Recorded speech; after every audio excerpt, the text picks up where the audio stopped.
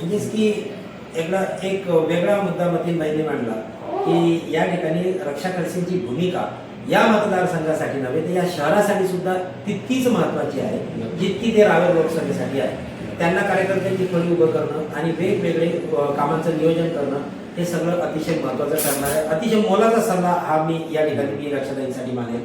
या निवडणुकीमध्ये मी अजून एक गोष्ट रक्षाताईंबद्दल सांगेल की रक्षाताईंनी खरोखर म्हणजे त्यांच्या मला वाटतं पहिल्या निवडणुकीपासून तर आजपर्यंत एकही निवडणूक लढली नव्हती असं माझं मत आहे. ती निवडणूक कार्यकर्ते लढत असतील, मोदीजींच्या नावावर लढली जात असेल किंवा नाथाभाऊंच्या नावाने लढली जात असेल, पण ही निवडणूक पराभव झाला असेल काही हरकत नाही, मान्य आहे, पण स्वतः हिमतीने लढली हे मात्र गोष्ट रक्षाताईंबाबत सत्य आहे. हे आणि प्रत्येकाला म्हणजे शिवसेनेलाही मान्य करावं लागेल आणि भाजपाच्या जे अंतर्गत विरोधक असतील त्यांनाही मान्य करावं लागेल.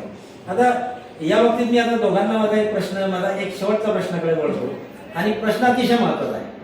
ही जी निवडणूक आहे ही शिवसेना विरुद्ध भारतीय जनता पक्ष नव्हे, शिवसेना विरुद्ध खडसे परिवार अशी गणली गेली किंवा तशी प्लॅनिंग केली गेली आणि ते प्लॅनिंग रुजवण्यामध्ये मतीनबाईंनी सांगितलं की आमदार चंद्रकांत पाटील यशस्वी झाले. तर हा पराभव नेमका कोणाचा? शरद सर एका शब्दात, परिवाराचा की भाजपाचा? हा नियोजन जे आहे त्या नियोजनाचा हा खेळ आहे.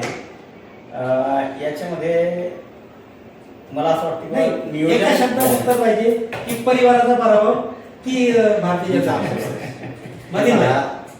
पक्ष पक्ष असतो, परिवार दुय्यम असतो. पक्षाचाच पराभव करणार आहे. शेवटी जे लोक निवडणूक लढले आहेत ते भाजपाच्या चिन्हावर लढले आहेत.